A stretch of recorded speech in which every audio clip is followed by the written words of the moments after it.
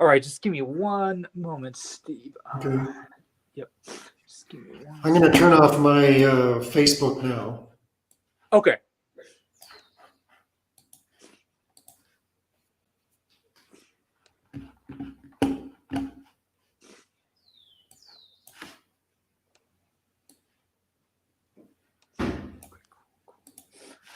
All right, so today we are back with the Kuan teacher, Mr. Steve Gray. I'm excited that he's back today. The response of the first interview was just amazing. A lot of people loved it. A lot of people wanted to ask Steve more questions and stuff like that. You know, we were hoping that we could have Chris Fazio with us today, but unfortunately, Chris Fazio is a busy businessman and he was unable to join with us today. So we're just here with Mr. Steve Gray. So, all right. So, Steve, there's a lot of questions that I didn't get to ask you last time. So today, I want to take the opportunity to ask you more questions and stuff like that. So I wrote the questions down here. So, Steve, the other day, in order to do this interview, I reread The Lineage of the Dragon one more time. Really amazing book. I highly recommend you guys to buy that book and check it out. I'll put that link in the description as well. So the first question I have is, could you tell me a little more about how do you pronounce it, Vilcabamba? And you mentioned last time that you mentioned last time that there is a shaman living there, and you mentioned that this person has some abilities, he or she. Could you tell me more about this person, what this person's lineage is, and what this person's capable of, and things like that? Well, his name's Carlos, and he isn't actually a shaman. I use that word because it's pretty common usage, but he calls himself more like a seer. In other words, what he can do is, I haven't seen it. He just told me that he developed the ability to make people fall down in the distance, like somebody way over there. You know, he can make them fall down, but he has to be pissed off to make it work. He has to be mad at him.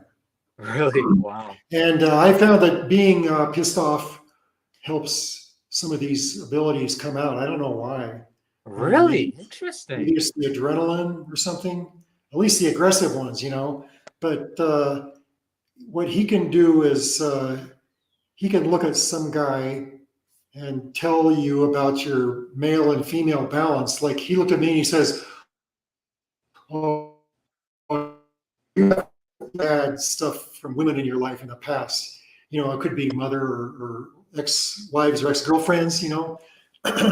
And so he can see that. And also one thing he likes to do is he has people draw a mandala, you know, a circle, and they can fill it in with whatever they want. And then he can look at that mandala and he can tell the person a lot about them, like their emotional problems, their well, kind of like their destiny, what their energy's like. So, you know, we didn't talk about his abilities much. That's the only one he mentioned, is that he can make people fall down in the distance. Oh. If he can do that, I'm pretty sure he can do other stuff too.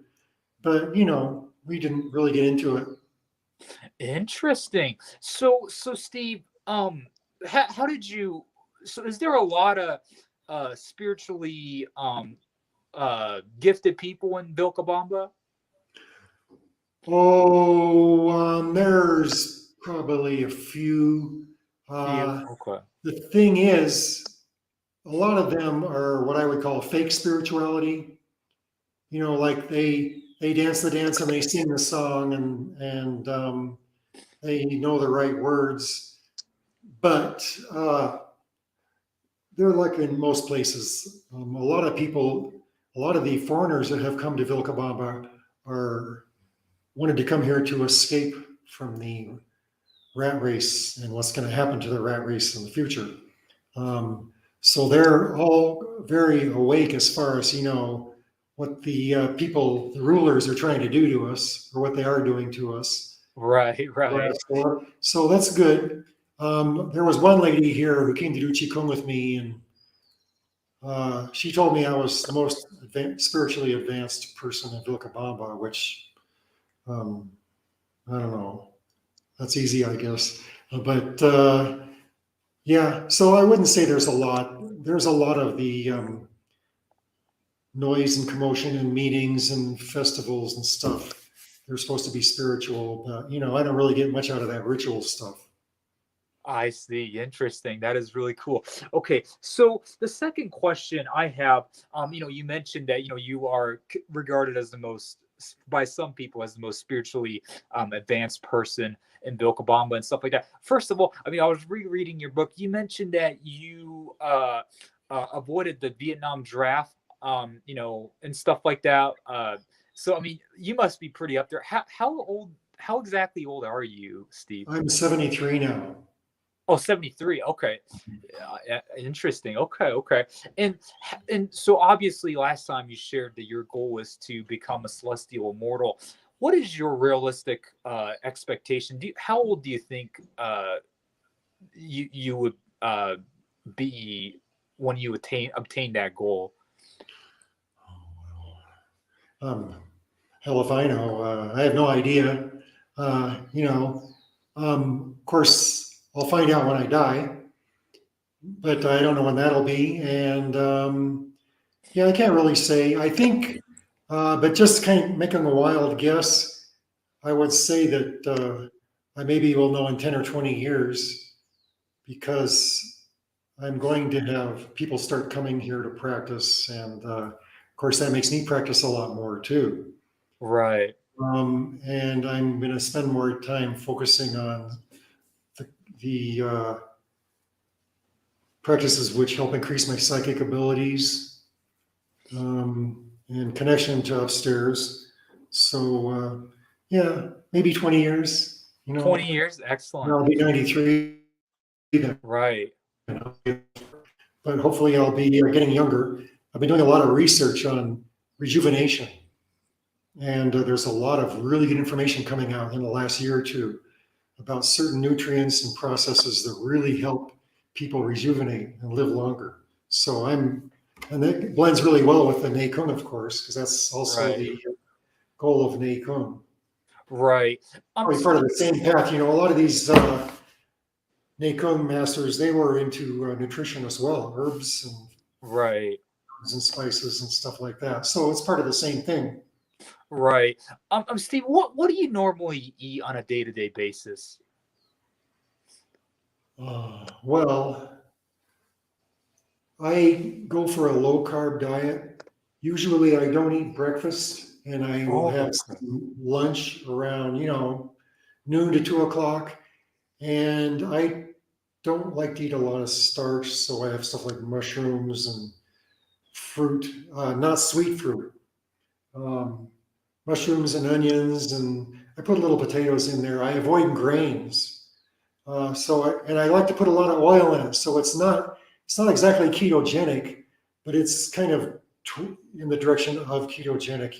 Like Alex, when he was here, we ate a lot of carbs, Oh, okay. chips and stuff. And I turned into a real old fart then. I was farting like crazy. But so that's what carbs do to you. But getting to grains in the book, Opening the Dragon Gate, they're the three different masters. They're all very advanced masters that were training Wang Lipping. They all said at different times in the book that eating grain causes sickness. So that's rice and bread and corn and all that stuff. So I eat very little of that. And it's Interesting. true, it causes sickness in various ways. So then sometimes I just eat one meal a day. Sometimes I'll eat a little bit of a snack. One meal a day is kind of goes along with intermittent fasting, if you've heard of that.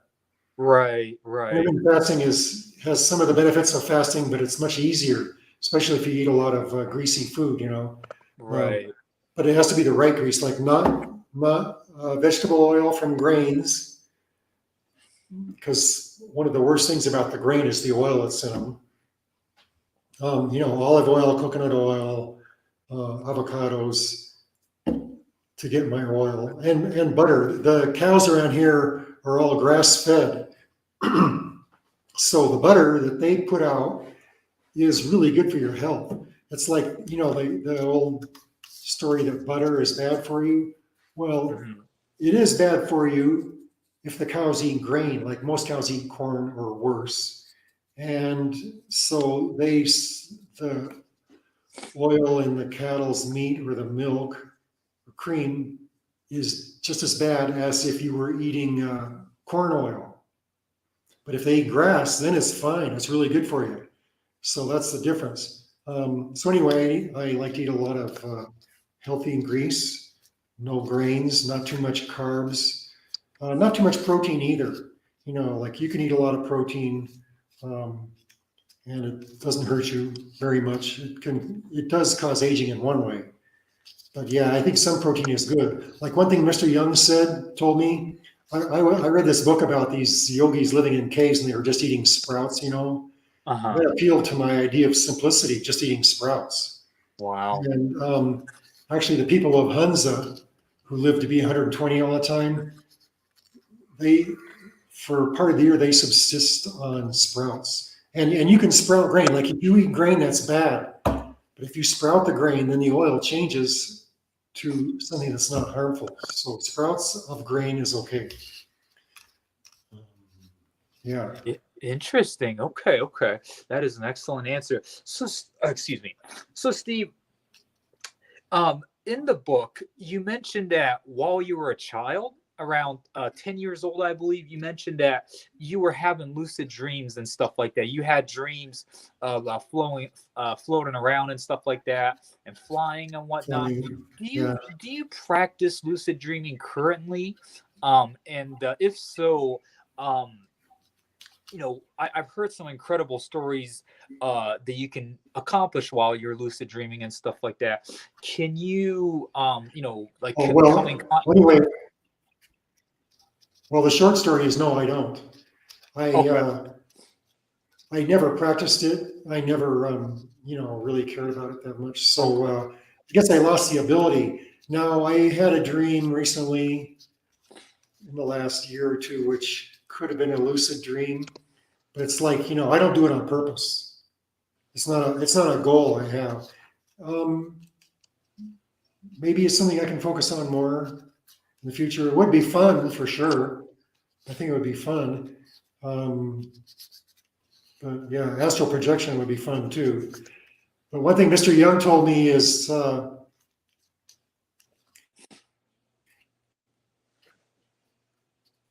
most people who think they're doing astral projection are just dreaming. And there's a way to Oh, find okay. out. Like you have somebody far away in some city light a stick of incense, and then you try to go there and find that place. And he said that to really do astral projection, you need not have any negative thoughts or say any negative words for 7 years. Oh, So it's like almost every day I go, oh shit, 7 more years to go. So that's supposed to, anyway, yeah. So no, I don't do lucid dreaming. oh, So, gotcha. Okay, okay. And if I have, and like you said, you don't do astral projection either. Okay, okay. Interesting. All right. So could you, you mentioned there was a chapter dedicated to Sai Baba in the Lineage of Dragons. Could you tell me a little bit about Sai Baba and why you resonate with him so much?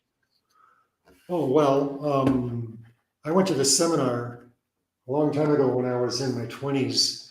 It was led by Alexander Everett. He's he's considered the father of the human potential movement. Anyway, he was living in San Francisco and he saw this poster of Sai Baba and he got a really weird feeling. So he went and asked about him, and the guy told him about Sai Baba. So he went to India to meet Sai Baba. Guess I could tell you his story. He got there late in the afternoon and he asked about seeing Sai Baba, and some Indian guy said, well, he hasn't talked to any white people for many months. You're not going to get to talk to him. So he was, later that evening, he was sitting in the ashram meditating. He got in late, so he was at the back. And then he got this sudden impulse to look over to his right. and he saw Sai Baba was there looking at him. And then the next morning he got up bright and early so he could sit in the front row. There's like a million people want to see Sai Baba every day, right? So he got up early and went to the front row of this big courtyard where men sit on one side and the women sit on the other side. And Sai Baba came out, so he took a picture of him. And and then Sai Baba came over to him and stood in front of him, and he got worried. He said he thought maybe that it was against the rules to take pictures. But then the guy sitting next to him kicked him a little bit and said, Sai Baba wants to talk to you. So he went into a back room with Sai Baba with 2 other Europeans. So it's the first time, Sai Baba was talking to white people in many months. And Alexander didn't know what to expect. So Sai Baba turned to him and said, and Alexander goes, I don't know, what do I want? So he thought, well, okay, I want some ashes, some holy ashes. So Sai Baba just put his hand like this, and did a little bit of this, and some ashes came out. And first Sai Baba says, well, okay, open your hands, like kind of bossy, like impatient. I want some ashes. He goes, okay, open your hands. So Sai Baba put his hands out like this, Alexander put his hands out like this, and Sai Baba did this thing, and he got ashes in his hands. So Alexander put some on his forehead and his tongue and that kind of stuff. Then he went to the next guy. There was a doctor there who had started a hospital in Italy. Was one of the other guys, and the third guy, I can't remember what he was. I think maybe he was a builder or something. But anyway, he went to the doctor and he goes, what do you want? And the doctor said he wanted a gold ring. And that's pretty common for Sai Baba to give jewelry to somebody. That's a way of connection. So the doctor put his hand out right away, and then Sai Baba just put his hand in front of the guy's nose and made little circling motions like this, and a gold ring appeared in his palm. So he put that on the guy's finger, and it was too big, so it fell off. And Sai Baba goes, oh, so sorry, and he picked it up and he blew it like that, and then the ring fit perfectly.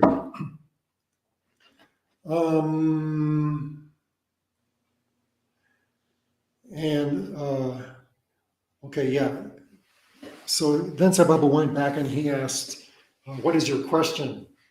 And once again, Alexander wasn't prepared for these questions. So he said, well, why did you decide to talk to me when you haven't talked to any white people in many months? So Sai Baba says, well, I know what you do.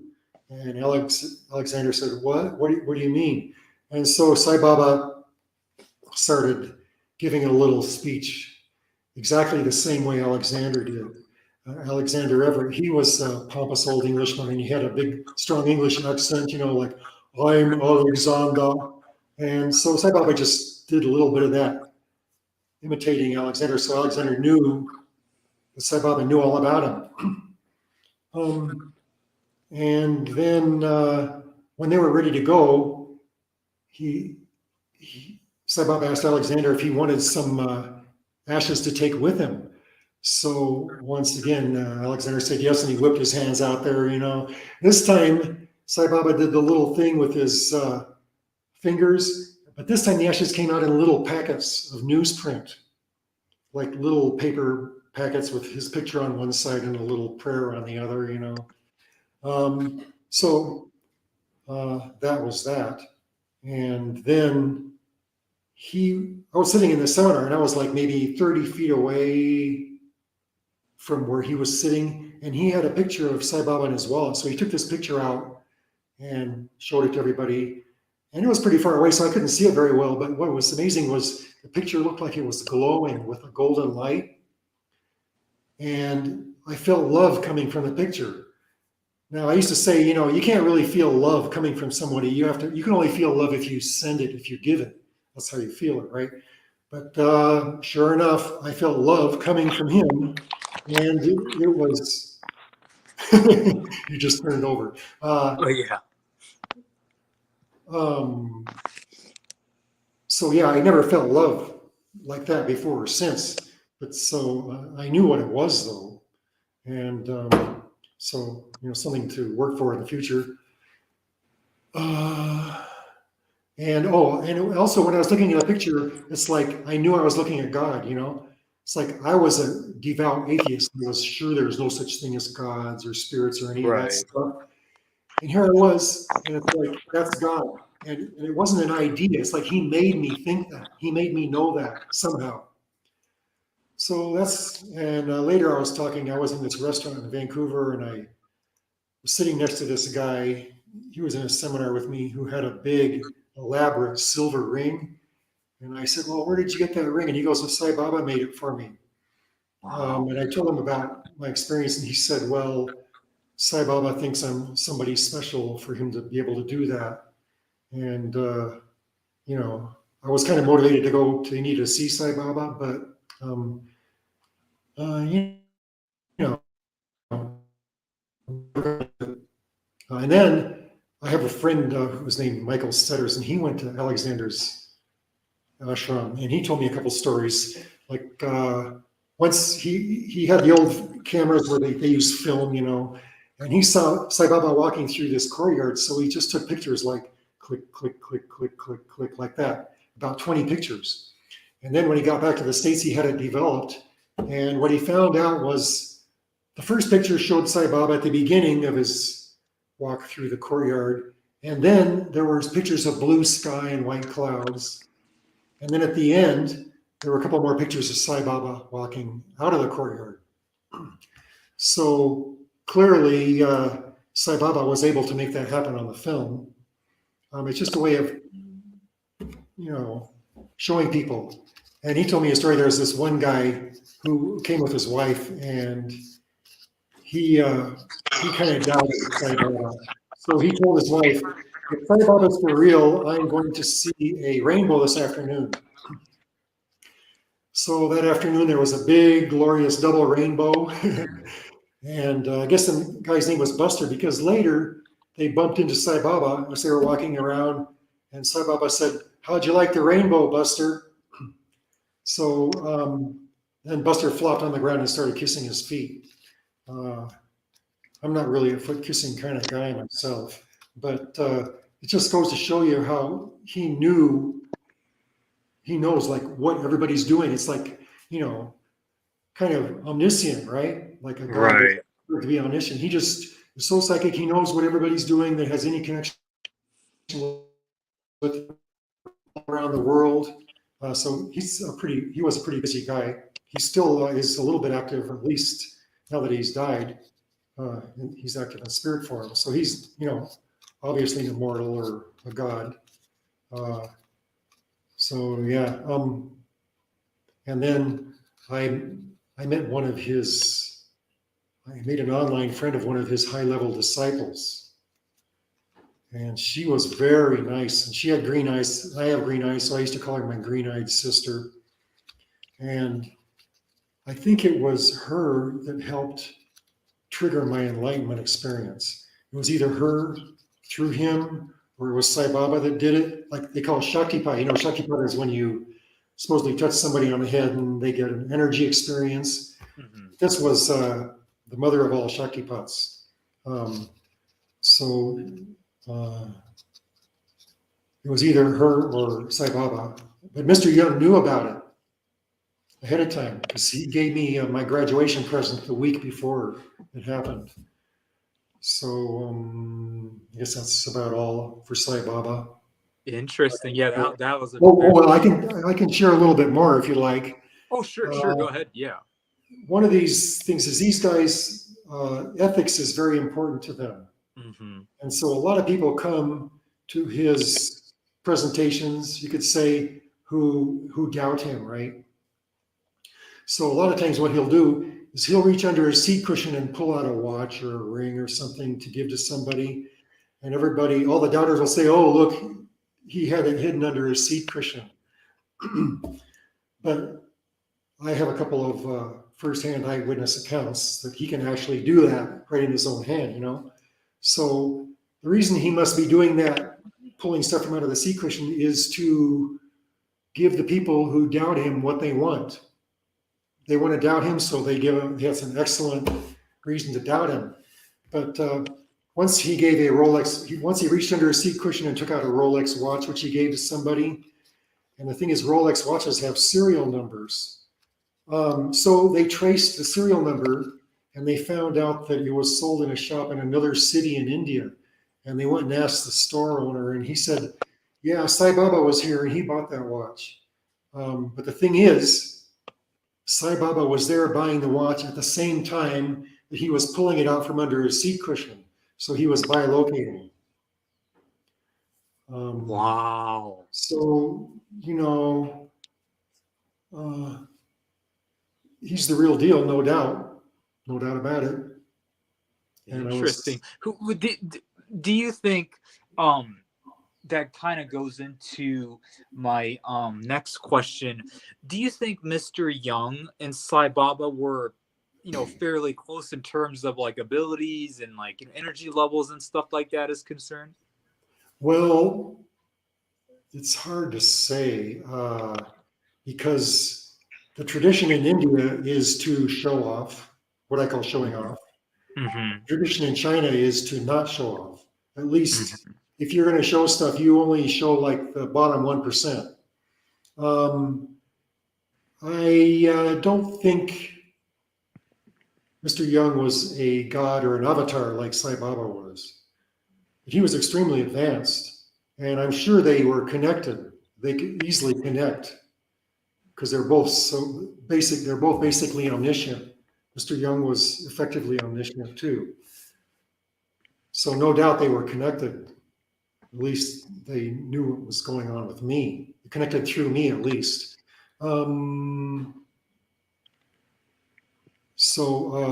But this is relating to another one of your questions about Mr. Young.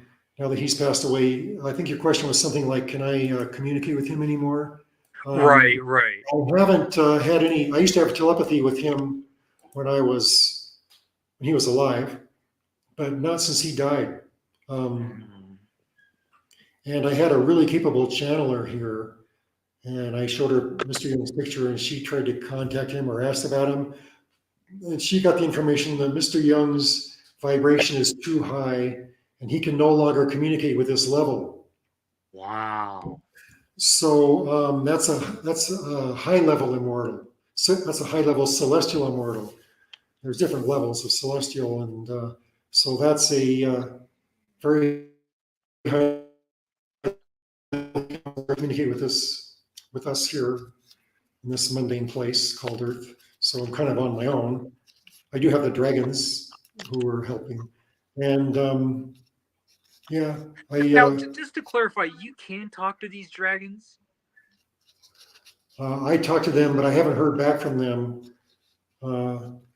They don't talk much. I mean, some people contact them and talk to them. So, I've kind of lost this ability. Like, see, when I stopped going to classes with Mr. Young, I stopped doing some of these meditations, which encourage psychic ability. And so I kind of lost that ability. And also, it seems like these abilities happen more closer to your enlightenment experience, then they can kind of fade away if you don't work on them. So I know what I have to do to increase those. But I met this guy in Vilcabamba who could see auras really well, and he was super psychic, and he wanted to talk to me. He was impressed when he saw my aura, and he talked to me out in the parking lot. He said, a lot of people upstairs want to talk to you. And I go like, okay, well, talk, but haven't heard anything. I get ideas. I get messages that are like from my subconscious, but it's not like hearing a voice, which is what I have in the past. I heard from one spirit who was here. They usually don't say much, like one little sentence, but I don't know who it was. Like, you can't tell who these guys are. They could be tricksters. They could be good guys or bad guys. You never know what their agenda is.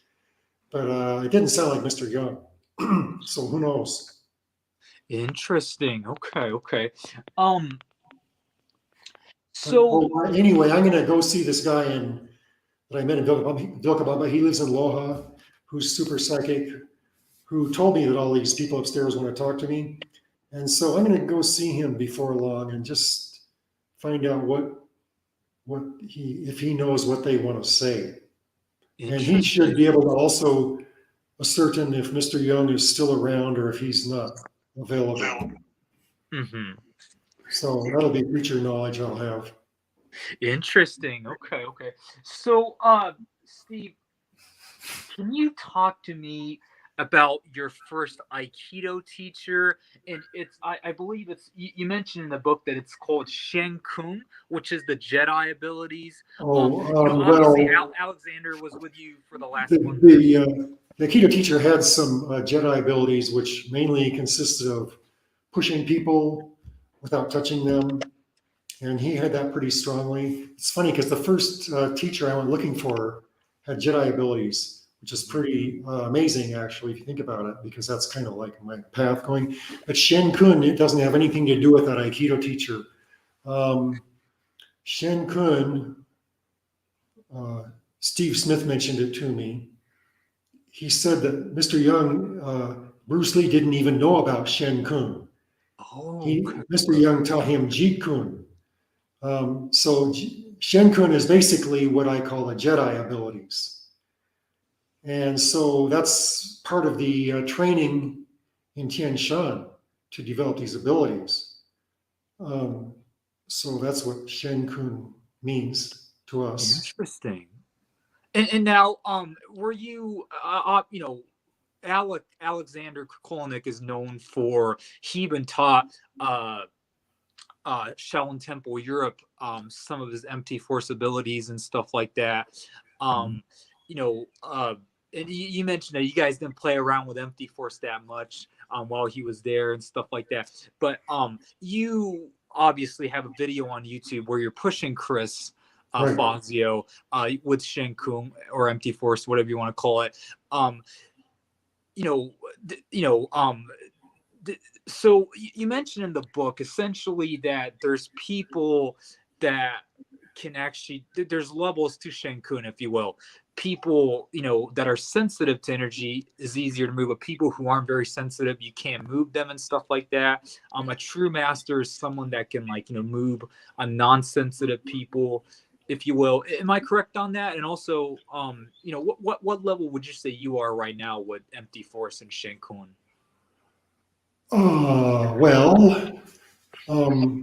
Yeah, your ability to push people increases as you cultivate. And who you can push depends on how sensitive they are to energy and pressure. Like, for example, Chris had developed good energy sensitivity and the ability to develop pressure. So he responded really well. And of course, that's what all the people who make these videos, that's what they like to show, is the people who respond well. And that's kind of maybe dishonest slightly because they're not telling you that they can't do this to some other people. Like, say you get some big muscle building, bodybuilding lummox with hard muscles and never meditated in his life. He couldn't feel energy no matter what you do. Somebody like that would be really hard to push. They just simply would not. You couldn't push them unless you're maybe really high level. But the thing is, pushing is kind of a game you play just for fun, It doesn't really accomplish a whole lot unless somebody wants to attack you and you can make them fall down in front of an oncoming bus or something, or train. It's better to use it for striking. For example, if you hit somebody with an energy strike, somebody who is not sensitive, they might not feel it, but they would still get hurt. So anyway, Chris was very sensitive. And the thing is, you see, he was standing with his feet parallel, so he was not resisting the push. In other words, he was just standing there. And people, they want to feel the push. They want to see if they can feel it. They want to see if they can be pushed. So they're actually cooperating in a way. And he was cooperating. I mean, I did it when he was turned around, facing away from him, so he didn't know. And so you could tell it was real. But it would be different if he put one foot behind the other and he was bracing and he was trying to resist the push. And that's something that I think I want to try more in the future. So since I'm usually here alone, what I started doing is playing around with pushing myself. Like I can push myself away from a wall without touching the wall. I show that in a video. And I found out I can always also push on empty space. Like I can just stand in the middle of the room and imagine there's a wall there and push against it. And sometimes it works better than others, but once it made me jump back a couple of feet. Usually it just throws me off balance. Like I have one foot behind the other, so I can't move back too easily. So I kind of drift off to one side. But that's a certain kind of mind game because you see, if I focus in the right way and push against a wall or, not touching the wall or empty space, I can push myself away quite easily, even if I try to resist the push. But the thing is, there are other times where I can just make this pushing motion without focusing and nothing happens. So the interesting part is trying to determine what aspect of your mind involvement is allowing the push to happen. That's learning some real stuff. It's like trying to figure out why it happens sometimes and why it doesn't happen others. If you can figure that out, then you have a big key. Right. You mentioned back in the days, Chinese warriors essentially had to defend themselves more often than not, and as opposed to us Westerners.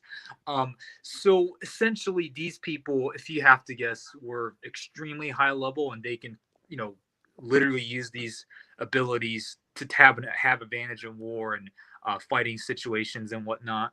Yeah, well, that brings up a subject I want to talk about, and that is what kind of special abilities are useful. And well, okay, what you call superpowers, the Chinese call special abilities. So I tend to use that. Special ability is a little bit more proper. Yeah. Because some of these superpowers aren't really so super. Right. So, like I see these people moving little pieces of paper and I go, what good is that? What good is moving a little piece of paper? Right. And Exactly. I think it was fun to try. So I made myself a little twirly thing here, and I've been playing with that. Just starting to. I never tried before, hardly. Oh, that's funny. Once I got one of these twirly things, and I took it to Mr. Young to see if he could move it. So he put his hands around it like this, and it started spinning like crazy. And the other guy and I were going, wow, And then Mr. Young burst out laughing because he was blowing on it. You see, he was down there like this, and he blew very softly on one side of the wheel and it started going like that. So he's just playing a trick. I mean, he could probably do it, but you say, what good is this shit? It's like, who cares? Well, I realized one, like what use is it? You can't even, like you can move a tin can, an empty pop can, but those are super light, I saw a video once of this Russian girl who could move an object across the table, pulling it towards her without getting her hands near it. And it was kind of a heavy object. Is that the black and white? Yeah, is that the black and white video? The Russian girl, her name's I forgot her name. Yana, I believe. That name sounds right. Yeah. Anyway, she had to work really hard to move this object like 12 inches. And after that, she was so worn out, she passed out. It just was super draining. So you ask yourself, okay, well, that was a heavier object, but what good is it? It's exactly.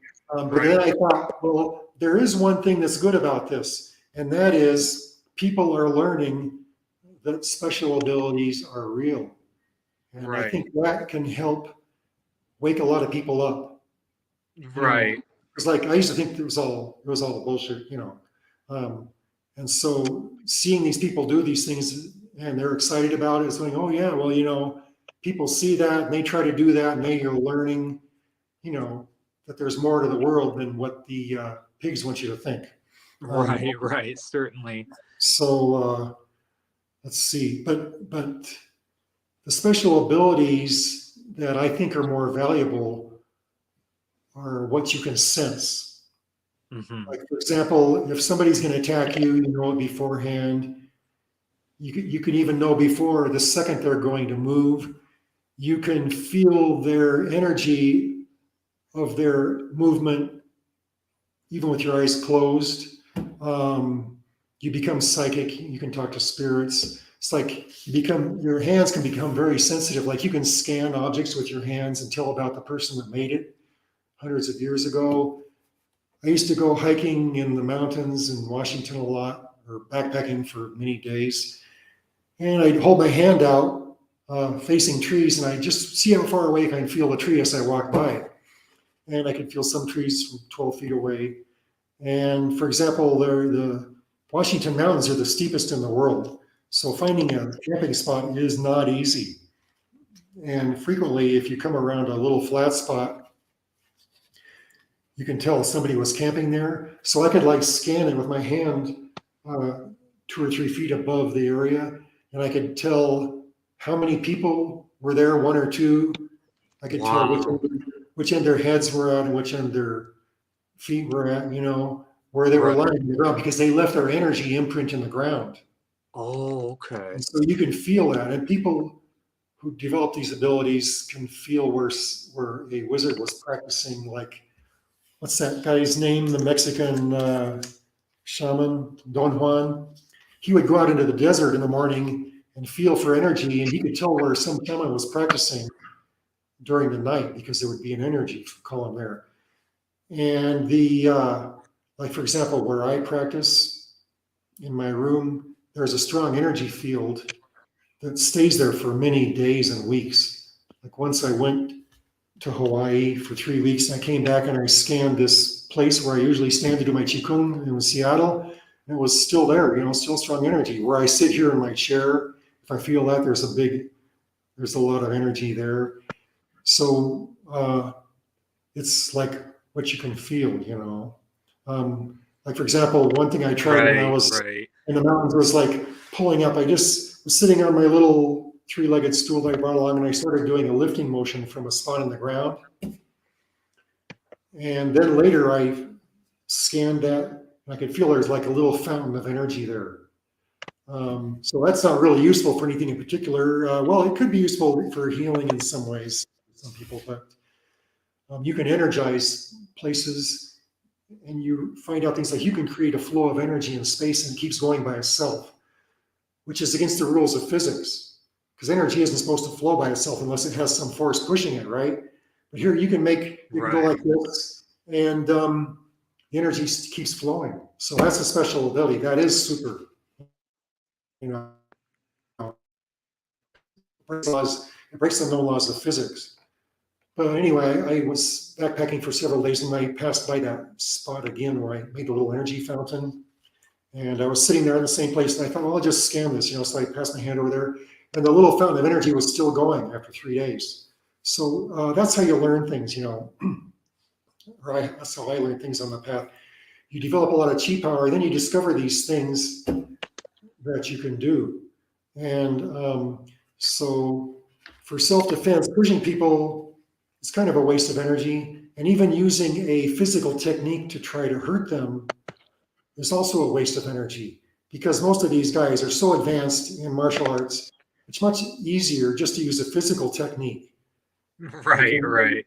in my self-defense, we are taught how to trick somebody into attacking. And when they attack, they're like sitting ducks. And you can work with that and end the fight in 1 second. Like the first move you make is also ending the fight. It's not playing around like patty cake or blocking or any of that bullshit. And Mr. Young said, if a fight lasts more than 1 second, then you're doing it wrong. So, when it's Wow. that easy, there's really no use to use energy, to waste energy. It's much better to keep the energy and cultivate it so you can increase your abilities. And the ultimate ability is to become an immortal, to become enlightened, to become super psychic. So that's what I mean is the special abilities that I think are really important are what you can sense, what you know. Like when you open your crown point a lot, you get connected to like what's called the Akashic record sometimes, which if you take that further, could help you become more omniscient yourself. And for example, that thing I was telling you about, like how to determine what it is exactly in your mind that allows a push or ignores it. Once you figure that out, if you can push yourself away from a wall, maybe you can start learning a little bit of levitation, like pushing yourself away from the floor, you know? Oh, yeah. But you have to really latch on to that. And it takes a lot of energy. You know, like when you push people or push yourself away from a wall, you're like basically throwing a little bit of energy away. So it's not good to do that too much. It's fun to play around with it, to experiment, but then it's best just to cultivate and do your Zanzhuang and Tian Shan to develop Right. power. Certainly, yeah. But it's good a to play around. I mean, there's this community who plays around with these abilities, and I used to think that was, you know, kind of stupid, but now I think it's okay, you know, because it's like making people more aware. Right. Certainly. I mean, you know, I was, you know, I was when I first discovered that this was real, one of the first people that I stumbled upon was Alex, and I really idolized him. You know, like he was like my hero. I was like, man, like this guy, you know, can push people and stuff, and he can move you know, small objects, but still can move small objects, can like influence the weather and stuff like that. I was like, I want to be like Alex one day, and I really idolized him. And you know, you know, I can't quite push people and stuff, but I can, you know, move very, like, you know, I have had some success with moving paper and stuff like that. But I kind of, like you said, I'm realizing that it's like, you know, why, you know, do I want to be like John Chang and, like, you know, risk my health? Or do I want to, you know, become healthy and, like you said, become more Right. psychic and, you know, be able to sense things? That's far more empowering, in my opinion, to me. So, you know, even though I interview people that can, you know, do these quote unquote superpower stuff, and that's kind of like Chris, you know, your apprentice Chris is arguably the best guy in the community that can do this. I do think, like, you know, it's not something you can certainly play around with it, but it's kind of pointless to become John Chang. You know what I mean? So yeah. Yeah, well, that's what it's all about, really, is becoming super healthy. When you become full of chi energy is synonymous with becoming super healthy. But there's another ability that you develop with chi power, and that is like making things get hot. And, you Right. know, I don't usually try this on inanimate objects, but I was my ex-wife was complaining of a pain in her belly, so I was just scanning that to see if I could, you know, just find the location of it. And she goes, "Ouch, it's hot!" You know, so I stopped. But that was very fast, very hot. And even these guys that like to show off on YouTube, they have to go like this for a while, and it gets warm little by little, you know. So that signifies they have some kind of power, but I don't have the power to make little paper wheels spin. But I can do that. If they feel heat from your hand, that means they're taking your energy. For example, some young lady who's real thin and yin, you hold your hand near them, and they feel the hand as heat, but I feel them as being cool. So that means they're taking energy. It's like a hot object and a cold object. The hot object will give energy to the colder object. Let's see, what was I going to say? Another one. Oh yeah, well, doing energy work on people. Like some of these people are healers, but they work more in the mental realm. And when they do energy work, it's more like maybe spiritual type energy work. It's kind of different than chi power, because Right. you know, if I press on somebody's aura, they can get interesting visions in their head. I work on opening their crown point so it goes up farther. But it's like once I was visiting these people, and we smoked a joint, and so we're just sitting around talking, and I go, "Oh, would you like to feel some energy?" And the lady goes, "Okay, yeah." And so I started doing this stuff, energy work around her, and she goes, "Oh, wow, you know, that's amazing. Oh my God," you know, like that. So that's energy that you can feel, uh, which is you developed your hand power. So that's what I consider to be real chi power. Um, and some of these healers, they don't do that. It's more like mental or spiritual connection. So that's another aspect of chi power. But it also, when you get premonitions, it's like you become psychic, you get more omniscient, when things are going to happen. It's usually for your protection. So yeah, I think we covered that base pretty well. Interesting. Yeah, thank you for those answers. So, let's see real quick. So, Steve, let's talk a little more about Mr. Young again. You said it's mentioned in the book that Mr. Young owned the restaurant in Everett.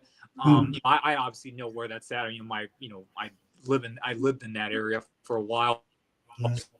Um, you know, it's mentioned that Mr. Young was working up to 20 hours a day in the restaurant. Obviously, I know how brutal the restaurant industry is and stuff like that as an owner. So, I'm sure it was like hard on his body. At that time, do you think while he was working at the restaurant, he wasn't cultivating energy to your knowledge? And because you also mentioned that around 70 years old, Mr. Young got really sick. And you weren't sure whether he had a heart attack or cancer, but he was really sick. So is it safe to assume that he was not, for a while, he stopped cultivating energy and perhaps his Right. energy level Okay. got so weak to the point where he got sick? Well, he definitely had no time to practice anything while he was working at the restaurant. He did have some of my brothers go up there and practice a little bit of self-defense after they were closing. But no, when Mr. Young was younger, he practiced this really heavy-duty Qigong and learned it, but he didn't really take it far. His main focus was on self-defense and teaching Kung Fu as a healing modality. And plus he grew up in the society. He joined the opera when he was 10 years old. So he had the belief system, which is important to be able to develop these things, right? Because my belief system was that none of this exists. So I had to break all these beliefs, and now I say that beliefs are useless. I try to abandon beliefs. But anyway, so he was mainly into self-defense. He didn't practice the energy stuff much. But then he was, he used to work at Ruby Chow's restaurant as a cook, and so he didn't have to work so much, but he opened his own restaurant, and it was just really hard on him. He was 70 years old, and he never did much Qigong. So eventually the lack of sleep and the stress got to him, and he got sick. One Kung Fu brother told me it was a heart attack, and another was cancer. But anyway, he realized the rat race is not the way to go, so he sold his restaurant, and he just started practicing big time. And that's when he really started getting powerful with his abilities. Like he knew this stuff that we call Shen Kun, but he wasn't into it.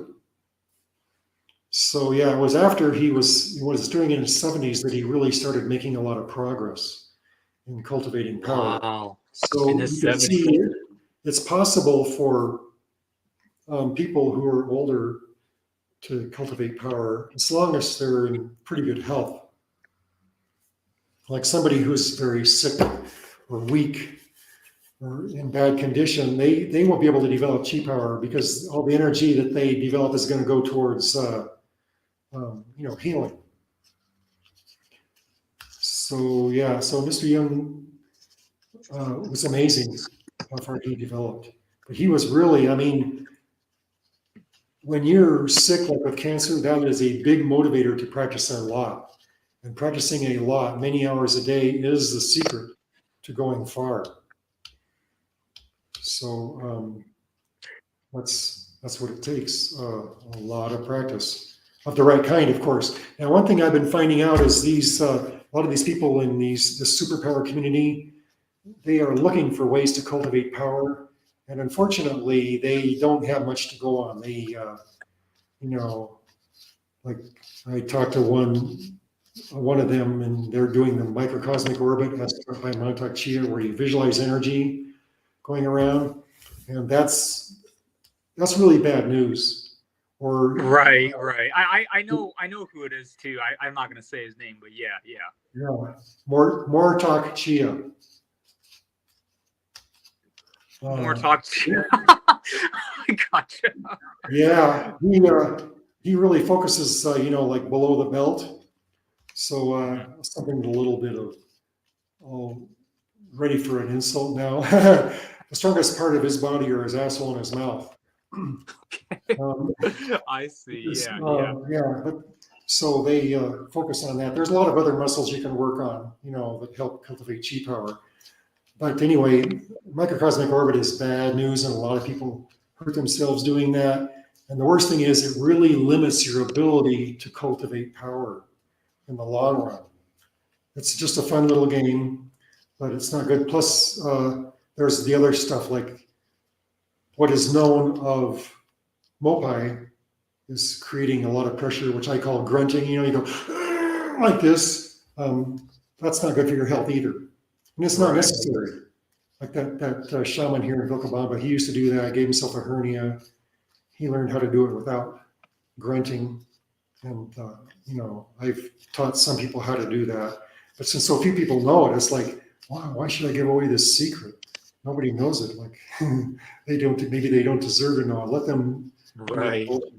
But I'll probably give it away sometime in the future. Yeah. Excellent. That's really yeah, I got off track there. I forgot what that question was. Hope I answered it. Let's see. I kind of lost track. It's okay. I think it was related to Oh yeah. What was Oh, it? Andy Dale. Oh no. It was related to Mr. Young working at a restaurant and stuff like that. Yeah, right. Yeah. So speaking of Mr. Andy Dale, could you tell me more about it? You mentioned that he's one of the best. And correct me if I'm wrong. This gentleman is still alive right now, or? Yeah, he's semi-retired. He lives up north of. It's been so long since I've been to Washington. I forgot the names. Arlington. He lives up around Arlington somewhere. Oh, okay. He lives in Arlington. Okay. Yeah, and he his specialty is he is what somebody said is an encyclopedia of forms. In other words, he knows so many forms, different kinds of Tai Chi, different kinds of Qigong, different kinds of Bagua, different kinds of Aikido, and he knows it really well. I mean, he's like a master of all these things. So he's good for that. He's not really cultivate much in Tian Shan. Like, for example, he taught some Tian Shan classes, which were different than what Mr. Young taught me. And so he said Mr. Young taught him how to teach it, but that's how to teach it to people who really weren't dedicated. It's just like a little side thing they can do, a few Tian Shan exercises, but they're not really into cultivating that system. They have other things they're interested in, like Tai Chi or Bagua.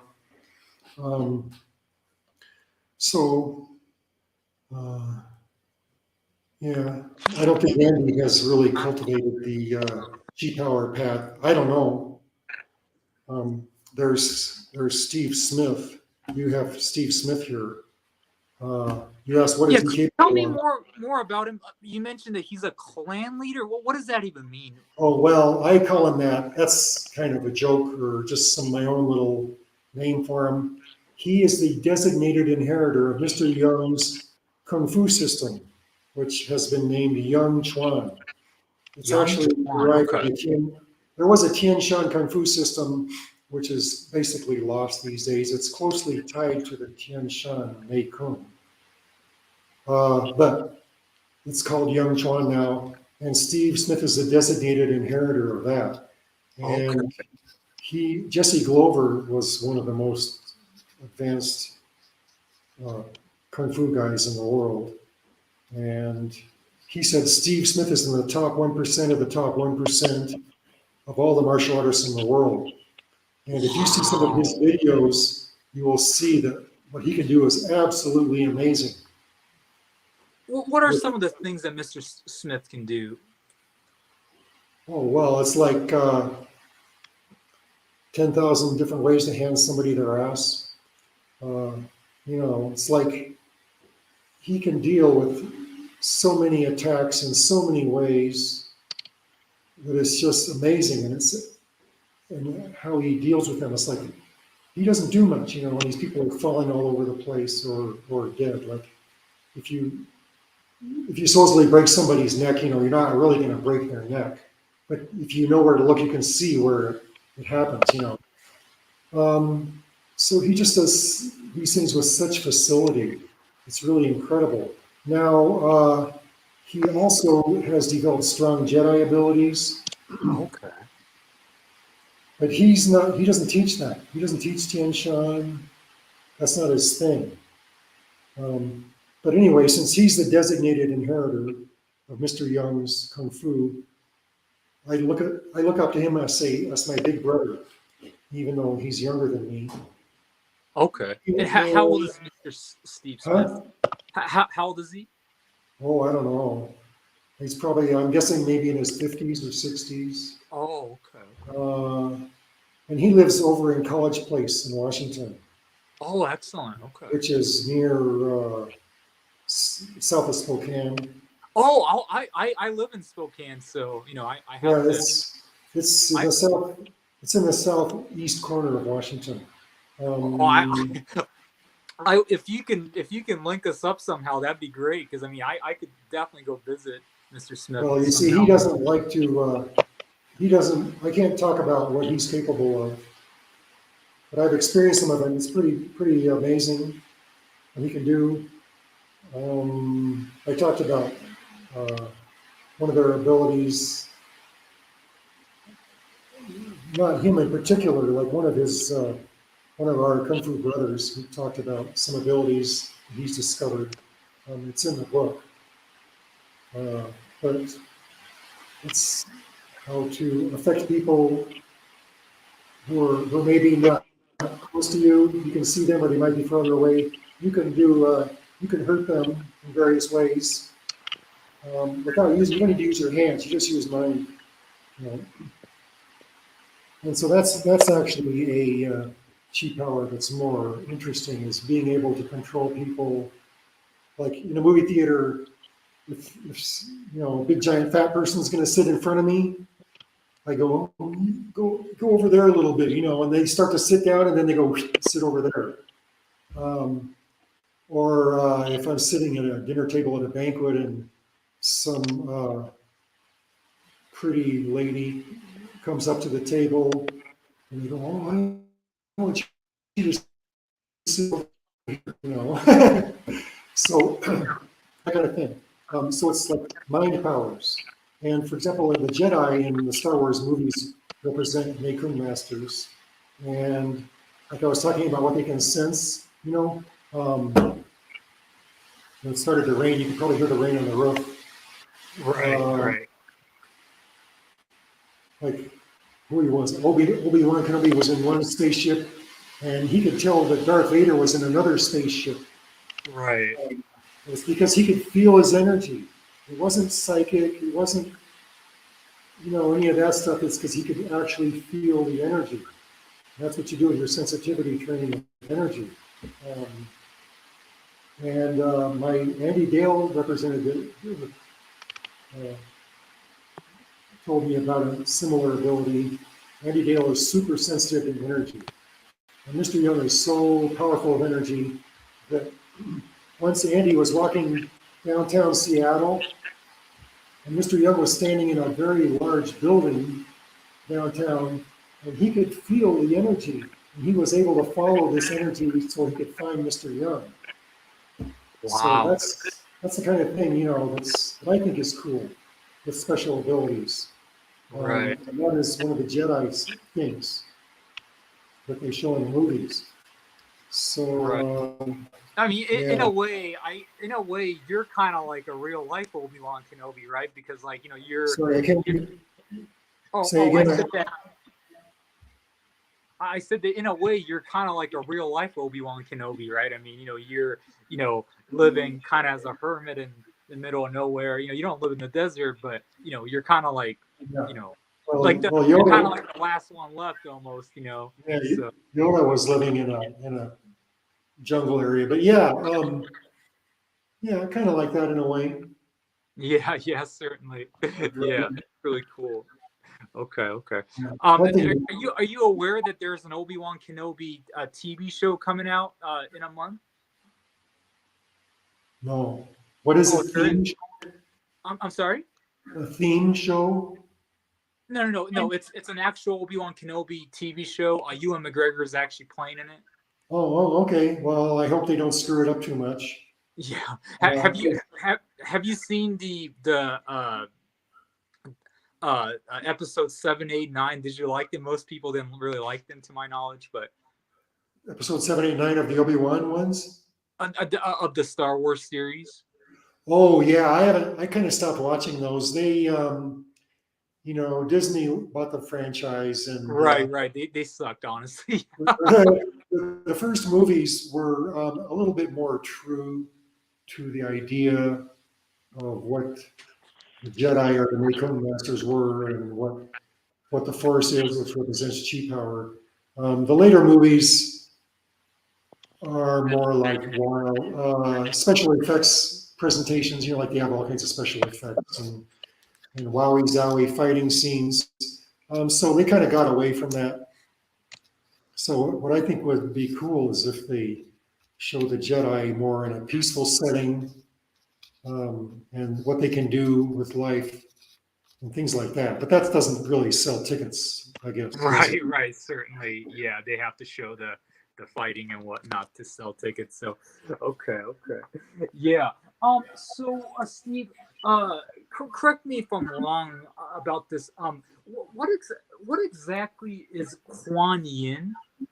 And is that Oh, some Kuan sort Yin. of prayer? Well, I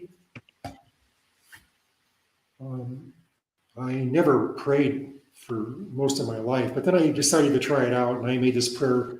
It was about preserving nature, and it was pretty heavy duty. Like I was willing to sacrifice my own self for it, but I didn't know who to pray to.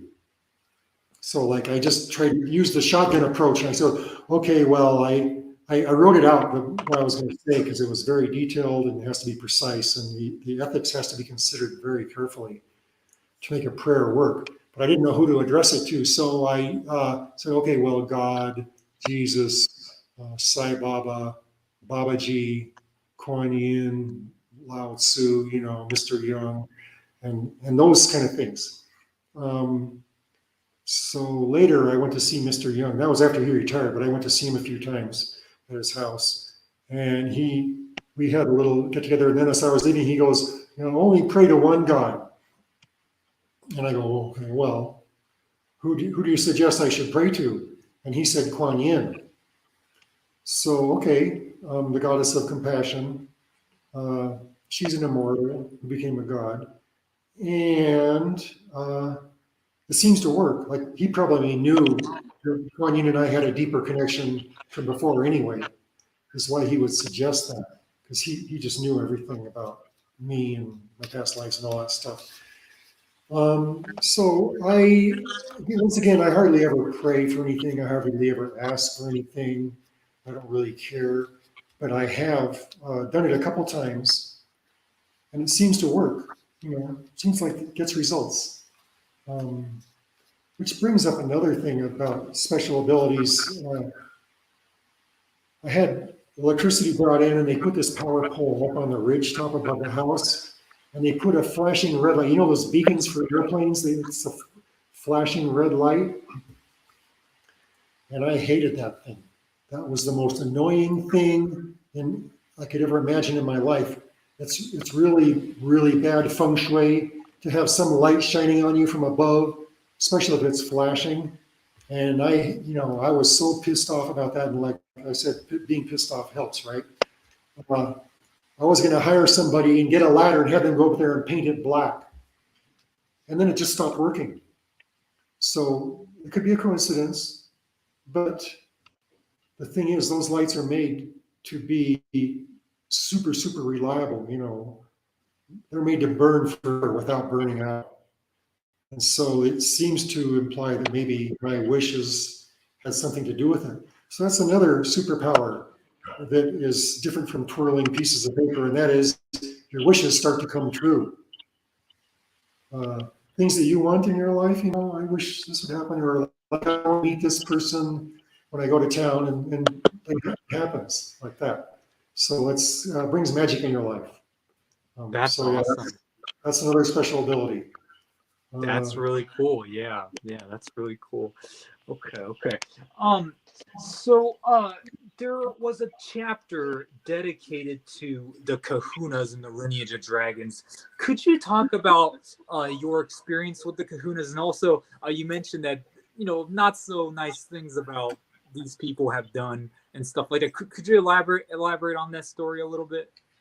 Well, he was recognized as being a real Kahuna, the most powerful Kahuna in the Pacific Ocean, but he was living in Seattle. And he had a lot of anger. Like he was actually really pissed off at white people because the Christians come to Hawaii and they wrote down the Kahuna knowledge and kind of turned it into a Bible, a Kahuna Bible. But the thing is, they were interpreting it from the viewpoint of Christian monastery, Christian, what do you call it? They go to a place to convert the Christian evangelists. So, they got it all wrong. They missed all the important points.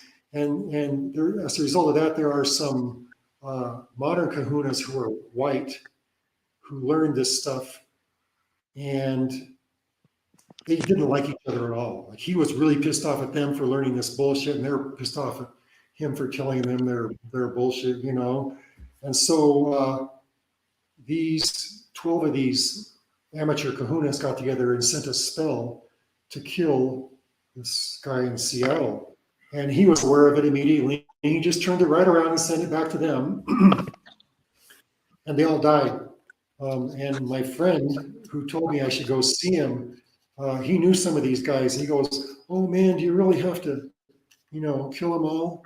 And the kahuna says, "Well, sorry, it's already done. It's just giving them what they sent me,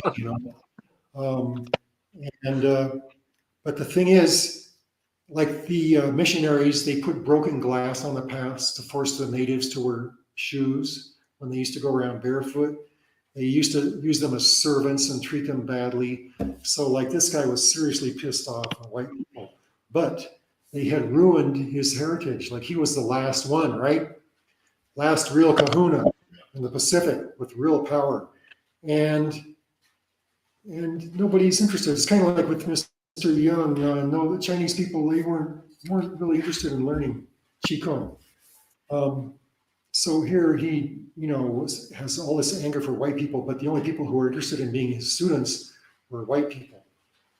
So that was a big conflict with him, and he was pretty pissed off at me, not just because I was white. Well, when I started off, I told him when I was in South America that we had maids, South American maids who were close to their indigenous roots, and I think he lashed onto that and got really pissed off thinking about how people treated the Hawaiian servants so badly. But my parents treated the servants very nicely. It was very friendly. But the reason I brought that up is because it's like I was raised more by these indigenous South American natives than I was by my white middle class parents. So it's kind of like I have that in my background. But anyway, he was mad at me for, I don't know, jealous, I guess, maybe in a way. It's like at one point he goes, "You're so lucky," and he said it in kind of a hissy, angry tone of voice, like shit, here I am. I didn't know what he was talking about. Why am I lucky? Because I was a student of Mr. Young. I didn't really know the gift. I didn't really value how great the gift was that Mr. Young gave me. Anyway, he wasn't very nice to me, and probably he wanted me to drop out, but I was kind of tough in a way, so I kept going. But then I just got a little bit tired of his bullshit, so I stopped going. And But indeed, this Kahuna gentleman was pretty powerful and stuff, and it was sorry, definitely. what? Oh, I said that this Kafuna gentleman, whatever his name is really Oh yeah, powerful. he had a lot of chi power. Like once we were sitting on the floor and my foot was near him, so I sent a little bit of energy through my foot to his foot, and then a few seconds later he sent a big blast of energy back to me. So it's like for him it was a contest, but he had a lot of energy ability. He could see your auras. He knew what you were doing. He could see what you were doing at home. He could do energy work on you when you were at home. And let's see, what was I going to say? I was going to mention something that just escaped me at the moment. Oh yeah, he could take somebody to Hawaiian hell. In other words, there was this one guy, this young man who was in one of his seminars, and he was questioning about Hawaiian hell. So he said, well, let me take you to Hawaiian hell. And they went psychically. And when they came back, the guy was curled up in the fetal position for hours, lying on the floor, like trembling. But I'll bet you anything, he couldn't take you to Hawaii heaven. You know what I mean? Certainly, yeah, interesting. Well, What an he could take you to hell, but not to heaven. So I think that's because he had so much anger. Right, And, right. So what comes after that is he was a fighter. He was pissed off and he was angry, and he was angry at my heritage, I think, a little bit. But I think he challenged my guardian dragon to a fight, or maybe my guardian dragon got pissed off at him for what he was doing. But he died right after that. Oh, that's right. I forgot that part. Yeah. He was just middle-aged. He was in fairly good health. He was a little bit chubby, but he wasn't, really. And so I heard through one of his students that he was battling some being that was trying to enter this dimension from some other dimension, some really dangerous thing, and he died trying to protect the world. But I think that's a bit of an exaggeration. I think what happened is he had a psychic battle with my dragon guardian, and he lost. Right. I mean, that goes back to perhaps ethics, right? I mean, once you get to a certain point, you can't be messing with dark arts, if you will, because if you mess with that stuff, there's probably karmic consequences. Oh yeah, one thing he used to do, because see, he was in the psychic realm a lot, and there are big wars in the spiritual realm. It's kind of like here on Earth, there's different sides, and they don't like each other, and they have battles, and they used to, he and the other guy who recommended that I go to him, my Kung Fu brother, they used to join in these spiritual battles, like wars, and it's written about in the Hindu Vedas, some of these wars they had, big hairy wars, and battle. So they used to do that for fun because they're, warriors, and they want to fight in whatever their cause is that they choose. They want to fight for that cause. It's just their nature, Right. So that's another one of the things he could do. And of course, these aren't kind of things you can demonstrate in a video, like pushing a piece of paper. It's like what you can feel when you're with him, what he knows about you, what he can do that he shows people. You can't really show taking somebody to Hawaiian hell. You can't do that on video. Right. Steve, this goes to more of a really deeper question, but in a sense that, it's sort of conspiracy oriented and also philosophical in a way, perhaps. But do you think our quote unquote rulers of this world, like the guys at the top of the food chain, if you will, do you think these people are perhaps aware of spirituality and energy? These billionaires, maybe they're trillionaires, who knows? Do you think these people are maybe aware of what's going on behind the scenes and whatnot, in your opinion? Oh yes, they're very aware of all that stuff, and they they use that stuff for spiritual protection. Oh, okay. Otherwise, one of my kung fu brothers might try to off them. Um, but it's human nature to have a ruling hierarchy. It's always happened in the past. Possibly it can change in the future. But yeah, they, from what I've heard, and it seems reasonable, is they use a lot of magic, which is commonly termed dark arts. And of course, most people won't believe this, but there's very good evidence that they are keeping children locked up and terrifying them so they can get this adrenochrome, which helps them live longer. And they use a lot of, they have evidently, I used to not believe it. I thought, oh, they wouldn't do that. But now I've seen what they can do, you know, and there's no limit to what they can do to other people because they're the chosen ones. Everybody else is there to serve them, right? So they, I am fairly certain that they have live sacrifices. You know, what's considered dark magic or dark arts, and so they're powerful with this. They have a lot of protection, and I'm sure they know what's going on with the light side of things. And I don't know if they're worried about it or not, or if they care. But anyway, they're really well protected, both with magic Interesting. and physically, you know, surrounded by an Right. army. Now, do you think these do you think, in your opinion, everybody on Earth should be aware of spirituality and energy? In your opinion, and should they practice stuff like qigong or yoga or these, like, ancient shamanic practices and whatnot? Yeah, well, sure. Uh, I think it would be, you know, great if everybody did Tian Shan Qi Kung, right? But that's not going to happen. And you have to realize there is like 99% of the stuff out there is what's either a slow path or a bullshit path or a weak path. And they suck up all the attention. You know, there's only a few people who can find something that's a little bit more efficient and faster and more powerful.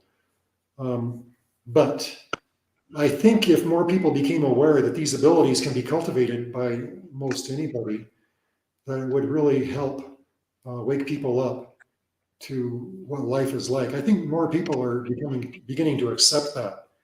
Right, Once right. again, you know, you have how useful it is, but it's useful for you know, promotion. It's And I'm certainly going to start doing like I got right. my little twirly thing. And by the way, you have to differentiate between static electricity and an actual ability, because part of what happens is if you get your finger near one of these points and it comes toward you, that's static electricity. And that's nothing. Anybody can use static electricity. Like you rub a balloon on your shirt and then it'll stick to your shirt, you know, it automatically attracts things. So if you really want to verify that you're doing something with energy, is you need to push it away. Have it, in other words, have it spin away from your hand. If it comes towards your hand, that's not. It could be a special ability, but it could also be static electricity. Interesting. Yeah, that's something definitely to keep in mind for sure. Now, Steve, you wrote in the book that you lost the war on Nakum. That, you know what I mean, like all these quote unquote wimps have won, and, like, no one wants to hear your lineage and stuff like that. I have to respectfully disagree with you. I think you're winning. I think you're totally winning.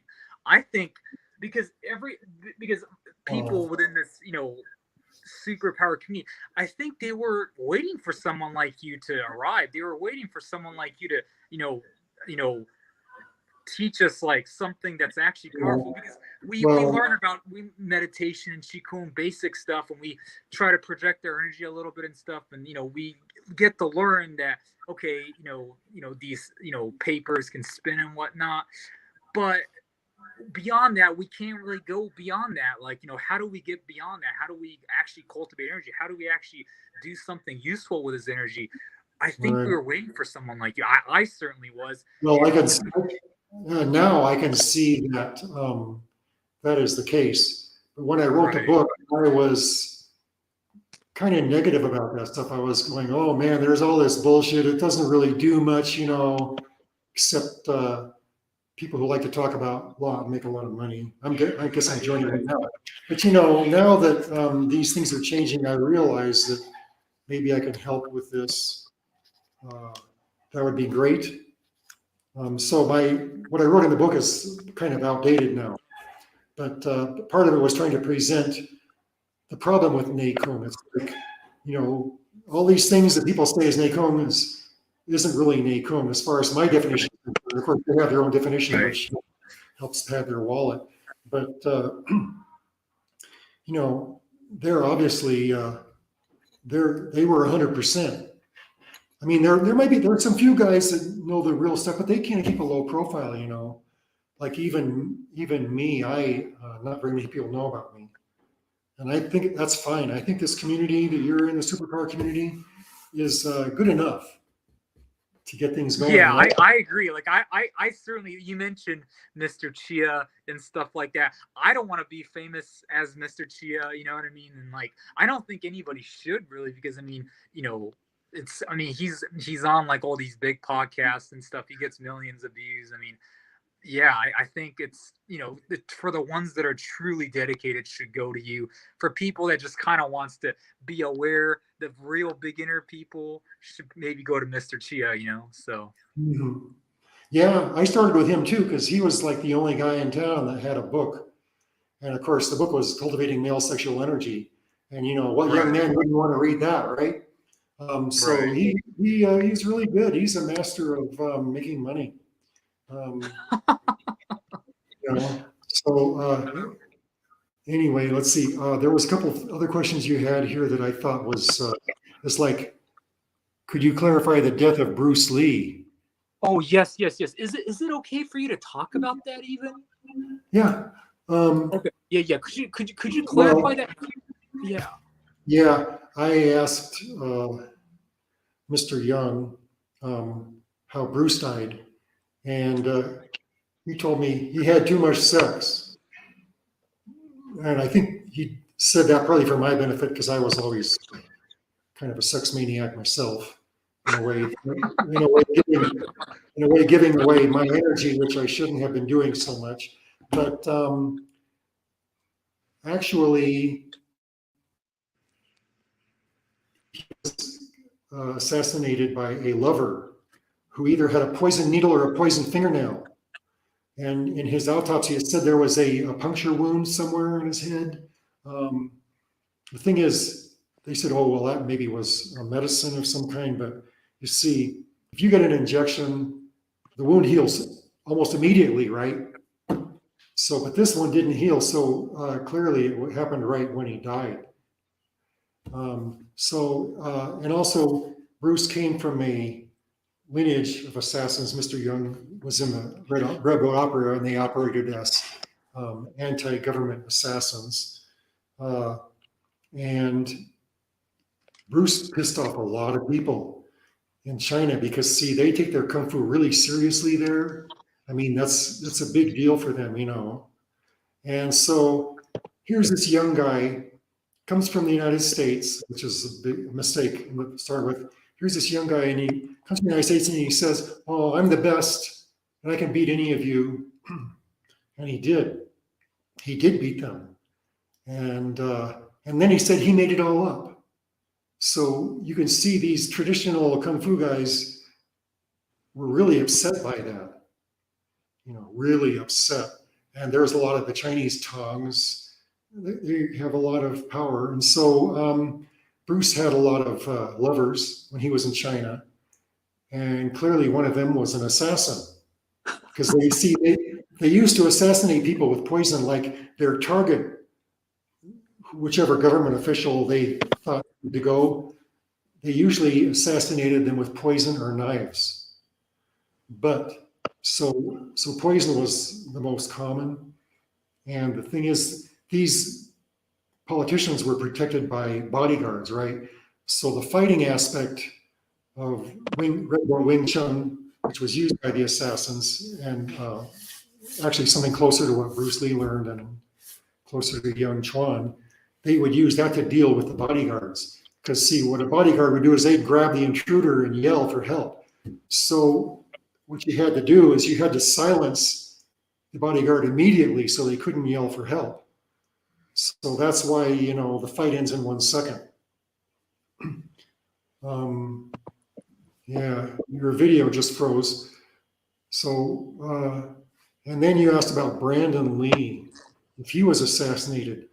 Well, I can't say, but I don't think he was assassinated. I think actually it was an unfortunate accident that happened while he was making the movie. It's too bad, but maybe he was, because those people who do that kind of thing can go after family in case he could inherit some of that knowledge from Bruce and start sharing it. And some people have mentioned it's actually dangerous for me to be sharing secrets. Okay. And it's possible. But the thing is, that was the traditional way. And the Cultural Revolution and the Communist Red Brigade changed things a lot in China. So I don't think there is that kind of rabid loyalty to a person's kung fu. And Qigong is different too than kung fu. It has it's more about healing. And I think the world is ready to learn some of this stuff. Like I'm writing that book on Zhanzhuang about how to use it for cultivating power and spiritual growth, which I haven't seen anywhere. Right. I haven't read a book on Zhanzhuang in detail either. That's really comprehensive, so I'm actually really excited for your book to come out in a month or so. You mentioned I'm very actually excited about that. So yeah. Well, I'm coming along, and it's going to have a lot of pictures. Nice. And there isn't a whole lot to say. I mean, some of these people who write about this stuff, they can tack on all kinds of theories and bullshit and ideas, but I'm just going to be talking about what really works. Mm-hmm. What's good to do and what's a waste of time, and how to use it most effectively. And that's actually pretty simple. So there really isn't a lot to say, but I'm working on embellishing it. So it'll be not too much writing and lots of pictures that show how to do it. Of course, the postures will be explained. Excellent. The postures and pictures will be explained. I'm Steve. Yeah. So, to your knowledge, is there, maybe you're not aware of the world record per se of Zhanzhuang, but is the idea that, if you can say hold a certain position squatting down, which is really hard for hours upon hours. I interviewed a gentleman who did Zhanzhuang for like 8 hours or something like that, maybe 10. And this person was able to unlock incredibly powerful telekinetic abilities and things like that. Well, that depends on which posture they're doing. Because see, a lot of postures that I've seen, they might look kind of dramatic and they might look kind of cool, and they might make you feel neat, and they are muscle work, but they don't really do much to actually increase your energy.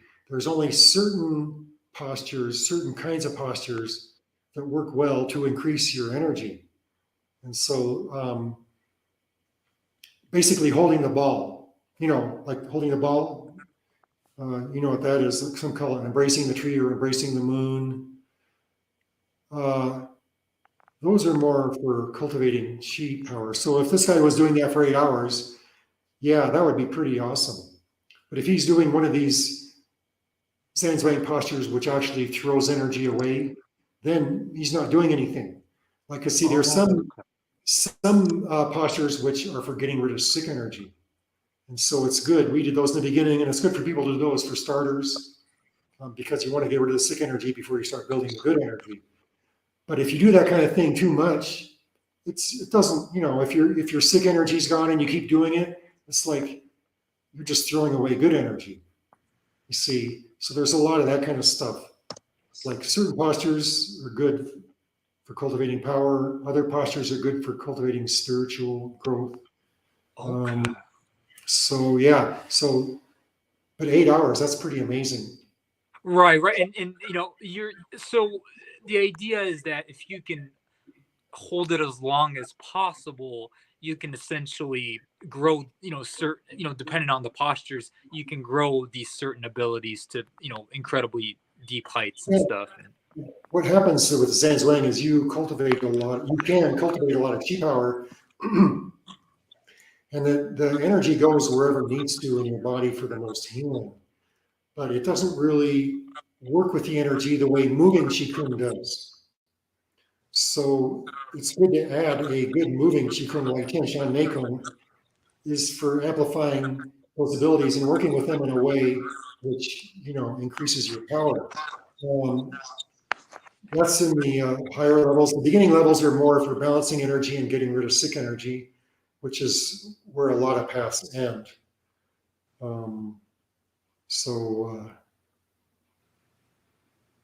yeah, you don't really need to have such a low stance. I mean, if you can sit with a low stance like you're sitting on a stool for 8 hours, now that's really impressive strength, and it will generate more power. The lower you go, the more energy you generate. Oh, I shouldn't have given away that secret. Maybe I said it before, but the legs don't have to be bent that much for the posture to work. So yeah, but so it depends on which posture he was actually doing, and how much his legs were bent. But doing something like that for 8 hours is pretty amazing. I don't have the patience to do that kind of thing. I have too many other fun things I can do. Like I like doing Tai Chi. I like doing a little bit of strength training, stuff like that. Let's see. There's some. Oh, well, I don't know. Is there very much time left? There's one more question that I want to ask you. Okay. So, you were really adamant about sharing the death of all these kung fu masters and energy masters in China that were killed by the communist parties and stuff like that.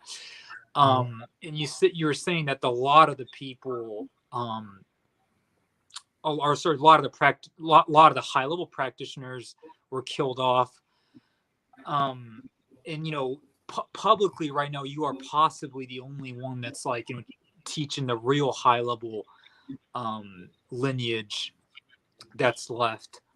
Oh well, there may have been some masters which escaped the murders. Mm-hmm. And they live in a cave somewhere, and they weren't known. They might have a student or two. But they keep a low profile, Right. I would say that, and also these masters that came, the Chinese masters that left China before they were all killed off, were very advanced, and they taught people in the West. So there are possibly other people like me. It would be very rare. Right. But, Do you know? there might be some. Do you know exactly how many masters were killed during the communist takeover? Well, I'd say close to 100%. They killed off. They didn't just kill off all the masters. They left some kung fu masters, but they eliminated the Qigong and Neikong masters more than the kung fu masters because they were the holders of the spiritual tradition. And communists don't like for people to have a spiritual tradition. It doesn't work for them. And what was the other part of that question? No, sorry. So exactly how many of these people do you know, were killed? Like, was it about 1,000 people, 10,000, or is it a lot less, like 100 people? Do you know Oh exactly? no, it was probably in the thousands. Like they were 1,000? Wow. they were pretty thorough. Like my Chen Tai Chi teacher was Madame Gao Fu, and she told me that her husband was sent to prison because he was a Tai Chi master. Her husband was sent to prison because he was a Tai Chi master, and they tortured him to death. And she was also sent to prison just for being his wife. And she was also tortured, due to which she had a bad back, maternal bad back. So yeah, it was very thorough. And I've read stories about these people who the Red Brigade, which was a bunch of idealistic university students that the communists told to go out and cleanse the countryside. They were very systematic. They went from one monastery to the next, and they either took the master to prison or they just killed him. Like I was in another book I read, they were up close to Mongolia, and this guy, his master lived in Mongolia, and they went there looking for the place, and they were told that, oh wait, okay, the guy he escaped from this. Red Brigade got there, and there was a 125-year-old master who was leading that hermitage. They just killed him right on the spot. As soon as they saw him, bang, dead. And they killed most of the other students who were there too, except for a few that were able to run away. And this guy was able to run away, and he had to ride underneath trains. Like he had to go from Mongolia all the way to Hong Kong to escape, to go to the West. And his life was in danger every step of the way. And he ended up riding a lot of the way underneath train cars, holding on, below the train car. So kind of like hijacking the ride. So yeah, they killed many thousands, no doubt about it. Wow. And they were really thorough. They had all the time in the world. They were supported by the communist government, and they were told to go cleanse the countryside. And the Chinese are pretty practical. They did an excellent job. That's so unfortunate. And you obviously are aware of the genocide of the Falun Dafa people as well. Did you say Falun Dafa? Yeah, there was a genocide amongst the Falun Dafa practitioners as well. Oh, right. Like millions, and that's fairly recent. Millions of people were killed. I mean, maybe not millions, but there was millions of practitioners, and they were persecuted as well. Well, I think that's because of the leader of Falun Dafa thinks he's God and he's anti-communist, and he puts out. So he's being picked on by the Communist Party for that reason. So his followers are, paying the price. I guess it depends. Like Falun Dafa has some pretty decent exercises, but it's also another aspect of it is it's a cult. A cult which worships the leader, asks God, and he has gold faucets and gold mirrors and gold toilet seats. He likes gold. So yeah, so it's happening in Falun Dafa too, for a little bit different reason. I mean, the communists, any spiritual tradition will automatically be against a totalitarian government.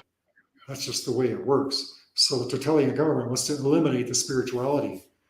And but Falun Dafa isn't necessarily a spiritual tradition, even though he says it's a combination of Taoist and Buddhist methods. It's more for political reasons. He's going against them, so they're going against him. Certainly, okay. He has a lot of followers, so it's so he has some clout in what he says. There's a couple other things like online classes. Oh yes, yes, yes. Could you to wrap up this interview, could you talk about your future plans as far as online classes are concerned? When we can expect the Fallen Dauphin book to be able to come out and stuff like that, so people can check them out. Um, Yeah, well, I've been thinking about, at first I was against online classes. I just wanted to teach in person because that's, traditional way. And I guess I'm kind of a traditionalist. One psychic person told me my spirit comes from a very different culture, and it's shocked by the permissiveness of this culture I'm in now. Shocked is a good word. But so anyway, I was against all that stuff. But then Alex helped talk me into the usefulness of it. And so I have decided to give online classes and meetings. And there's one way that, for example, have people pay a monthly fee and then they can watch a lesson. But I don't really like that because I already have these lessons people can buy, like level 1, level 2, level 3, and all that stuff. So it's no use putting that out. So what I'm thinking of doing is having what I call mix and match. In other words, what I like to do personally is take pieces from different levels and just do whatever I feel like. nice. So what I can do is have people pay $10 for a Zoom meeting, and then it's live. It's not like, because see, the thing about a monthly fee is like those are recordings, and I've already made the recordings and they're for sale. So I don't want to do that, but I like the idea of having a live meeting, and then we can just do what's called mix and match. Like I'll do, like I said, different. Like I'll do something from level 1, I'll do something from level 3, something from level 5, and that way I can present different aspects. It's like you want people to, the ultimate goal of Qigong or Neikun and Taoism is to arrive at the formless. But they say you must first study the forms in order to eventually arrive at the formless. So what I think is that if I do this mix and match thing, that it will show people a little bit of that formlessness attitude. Very But still, nice. but it would be best if they learned the levels. Like if you really know what level 1 is, you know what level 2 is, and so on. And so they all have good things. Like some people think, oh, well, level 3 is higher than level 1, so I shouldn't bother with level 1. But that's not the way it works. Level 1, they have different techniques. It's like, so see, level 3 isn't necessarily better than level 1. It's just different. And a lot of the stuff in level 1 is really good. It's just basic movements, and the basic movements actually have a lot of value. Mm-hmm. The other movements are more elaborate. So yeah, that's what I'm going to do. And then I guess I'll also offer meetings. People can consult with me, and I can give them feedback. And I would be, that's one-on-one. So it was recommended I charge $40 for an hour for that. Wow, that's such a great deal. Yeah, that's so amazing. Well, I don't know. I've never done it, and I actually feel a little bit uncomfortable with it because it just doesn't seem real if you're not talking to somebody in person. But I guess, this is the modern world, and being on video like this is pretty close. You can't really feel a person's energy or see their body language as much. But, it works. So yeah, I'm going to start doing that. And I think I'll start pretty soon with the Zoom. Zoom. So what I'll have to do is charge people. People will have to pay me with PayPal, and then I will send them the link to the meeting. And I think you have an excellent plan in place, and I think you'll get a ton of students coming to you. But when I say a ton, maybe not like Montauk Chia, but I think there'll be serious students coming your way that'll really be dedicated students this way and stuff like that. And I think people really enjoy what you have to offer, because like I said, I mean, so many people are looking for a true system, and thanks to Chris Fazio, obviously thanks to you making the BS series, that's how we got to know you. But it's mainly due to Chris Fazio sharing about you that most people got really interested in you. So, thanks to Chris Fazio for all the efforts that he's put in and stuff. And Well, that's one thing about you mentioned being like Mantak Chia, but actually, I like the idea of keeping it a little bit limited and right, knowing who my audience is. I always felt like I don't want to teach somebody who I don't know. But if I'm teaching online, that's one right, problem. I don't really know anybody, but I think that mainly working through you and this community of superpower people, I'll get a small group of people who are more serious. But actually, what motivates people to practice is the feeling. For example, if you want to practice to attain some goal, that isn't as good as wanting to practice simply because it's fun. So it's really fun learning to feel more and more energy. It's really fun to explore what you can do with the energy, and that way you can discover different abilities.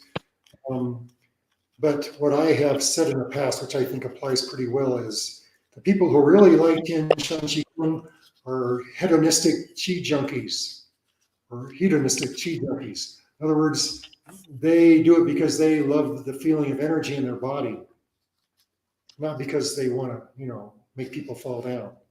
right, certainly. But that was the motivation in the past for these warriors to do it. Right, They wanted to cultivate superpowers so they could be better warriors. And right. so, it's a legitimate reason. But the thing is, people who really stick with it are the ones who really Obtain love those abilities, the yeah. feeling, love doing it. It's just really fun. So that's one thing to consider. So hopefully, some of these superpower people will start enjoying it, and because they've been doing things that are not so much fun, like the microcosmic orbit and grunting. Right. Yeah. I believe there's a lot of bad habits too that I think a lot of our community has developed. Like, we use like Z sounds and stuff like that to because you mentioned modifying the weather and stuff. We call it aerokinesis, Oh like yeah, we use like these Z sounds and stuff like that to make the wind pick up and stuff. And it's just, I don't necessarily think a lot of these things are necessarily healthy, and so, and people have various different, like, I think you've spoken to my friend Morbius Zion as well. And, he said that by doing a lot of these pushing exercises, like he felt like, he had to go to the hospital several times and stuff. So, yeah, I think, a lot of us would like to learn to cultivate chi properly from you. So, yeah. So, yeah. Well, that's good. I'm happy that there are people who want to learn, really, because for a while there, I thought nobody wanted to learn. Like I was on these forums and right. The download wasn't, people, yeah. wasn't received very well, and I used to put Right. them down, and they put me down. We had lots of fun, and Vilcabamba is like there's not really anybody uh, into commitment in Vilcabamba. They really Right. like being in a land of no commitment. Right. Certainly. I'm recognizing that there are people who like this. Oh, I just said now I'm realizing there are people that might like this. So that makes me happy to share it. Awesome. And online Yeah. is the only way for now. Now, Right. some people will start coming here, and that brings up Right. another subject I wanted to mention, and that is one person that wants to come here was pretty smart, and she suggested that she could start sending money in advance so that I could build a nice little cabin that would be ready for her when she got here. And, hello? Yeah, did you hear that? I don't know. Yeah. Oh, I just Anyway, have to charge my he phone. decided to pay for classes in advance, her stay here in advance, and then I'll use the money to make a nice little brick house. Right now, they're little wood sheds with really noisy metal roofs and dirt floors, and the wood slats, and the wind blows through the wood slats. If it rains hard and it's windy, then rain comes in. So they're very primitive. And so one of my main goals with making money is to build a little bit nicer accommodations. So I just wanted to put that out there. If somebody is going to come here and they want to send money ahead of time, then I can build some nicer cabins. And that, of course, will go towards their tuition. Excellent. Another thing is I have a couple spots where I can make little houses. I was thinking of renting those out like an Airbnb, you know, but students could come there and stay there. But if somebody is going to pay in advance to make a little cabin, they can choose. Like there's 4 different places where you can build little houses for these guest cabins. And so if they're paying for it, they can choose. You know, like I'd like to have one here and be like this. And another thing is there are people who have, what's that sound? So, there are people who, is that me? Okay, anyway, there's people around here who want to sell their property. Actually, quite a few of my neighbors right by here want to sell their property. So if some of these students, online students, wanted to do that, they could buy the land next door and be neighbors. And then they could stay there while they're in Ecuador, and they could rent it out while they're gone. Also, I had a plan when I first came here. If somebody wants to, they could build a house somewhere. It has to be a small house that's good feng shui, it blends with the land. You know, farther away on the other side of the valley. If they wanted to build a house, then they can just stay there as long as they like. And if they're not here, of course, it's not their house, it's my house because it's my property, but there could be something like a rental or lease agreement. And then when they're not there, then I could use that for students or whatever. So it's just some different ways of getting this thing going to have accommodations. Excellent. Yeah, that sounds all exciting. Yeah. Also, there's a lot of space around here. If people like camping and backpacking, they could actually just set up a semi-permanent camp somewhere. Oh, wow. Camp out, like sleep in a hammock. You know, so I'm pretty flexible. I'm open to these kinds of things. And just wanted to put that out there. So, you know, people can offer if they want to do something like that. There's different people, you know, well, if somebody's interested, they can write to me and I'll describe the properties that are for sale from my neighbors. But excellent. Yeah. So that might help get things off the ground. I've always felt like I didn't really want people to come here because the accommodations are so primitive. So I'll feel a lot better about having people come if it's something decent they can stay in, you know. I mean, some people love that. Some people love that primitive stuff. They think it's really, you know, cool, kind of an adventure. Right. But it's just not. It's just not that. They're not that nice, you know. Certainly, yeah. You know, this is the last thing I want to ask you. When this, would you say first of all, how many students do you actually have, legitimate students, and will you say Chris is your best student? Oh, well, yeah.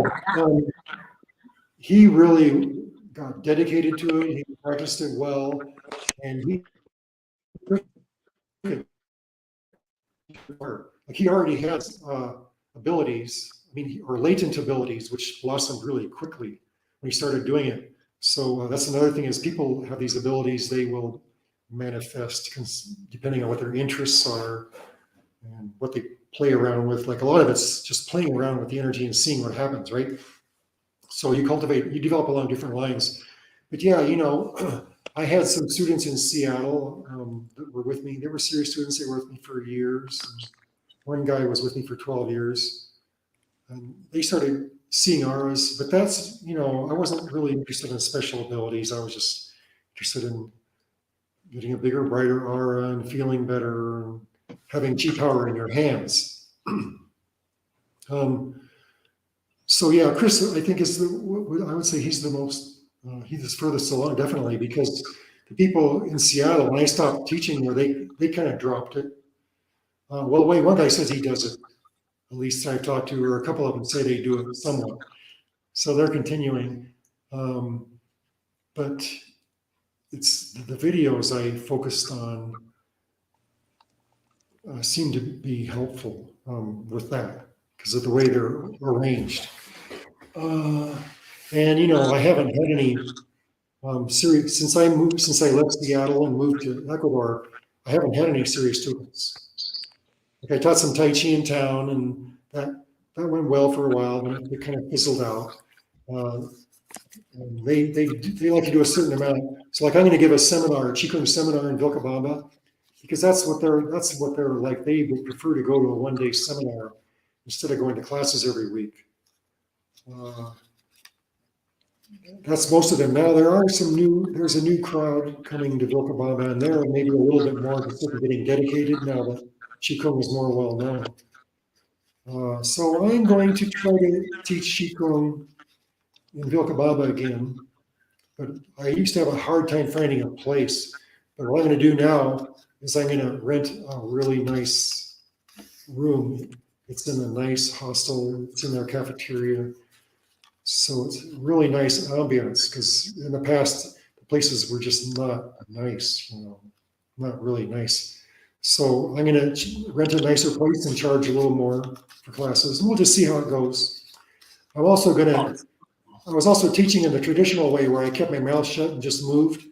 And I was also mixing it up too much, I think.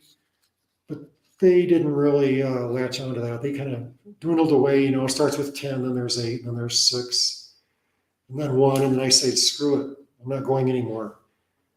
It's like, I have to get ready, I have to get cleaned up and dressed and drive to Vilcabamba for 45 minutes. And doing all that for, $5. That's what the going rate is in Vilcabamba, is $5 for a class. But I'm going to charge 10, so I can, have a nicer place. But so anyway, this time I'm going to teach with more talking, like people want, they want explanations, and a lot of people don't really want to be masters, so they don't really imitate that well. That's like one thing about Alex is he's a really great guy, but as far as energy cultivation is concerned, his brain's already full. And so I started teaching with him without explaining anything, and he wasn't really imitating accurately. He was doing it close enough, but he was doing it, the way he wanted. So I need to tell people the details of how to do the movements. I'm going to do that. That's how I taught Tai Chi, so I know how to do it, and then make corrections and give feedback. So I think people will like that a lot more, and maybe they'll continue. So we'll see. Excellent. Yeah, all these things are really exciting. Like I said, Steve, I'm really glad that, you are really, truly starting to win the war on Ne Kun, if you will, and stuff like that, since you wrote the book, and, really fulfilling a lot of your wishes and stuff like that. I really sincerely hope that you will find eventually a student. Maybe it'll be Chris. I'm sure it'll be Chris, but, that'll be able to take the system all the way, and have like a real successor of the system one day and stuff like that, and preserve this wonderful system that Mr. Fook Young left for you and stuff like that. So yeah, that'll be really cool. So okay, any final thoughts, Steve? I'm sure there will be. Nothing I can think of. I'll just okay. All right. I like your group of people, and I have that little forum on Facebook, and I'll arrange to have a Zoom meeting so you can practice Qigong, and awesome. Then just advertise that. Awesome. Yeah, I'm excited for that. I'm sure everybody will be as well. So thank you so much for this interview once again, Steve. I'm really, truly appreciate it. I'm so grateful that, we got to have someone like you arrive in our community so that people can really learn from a true ancient lineage and stuff like that. So thank you so much, Steve, once again. And yeah, we will continue. I will definitely be signing up for your class, and I'm sure others will. So we'll probably see you in class soon. So great. I'm eager to see how many people will sign up. So yeah, well, nice talking to you, and thanks for the interview. You have a wonderful day. Okay. All right. See you, Steve. I'll talk to you later. Yep. Bye-bye. Bye.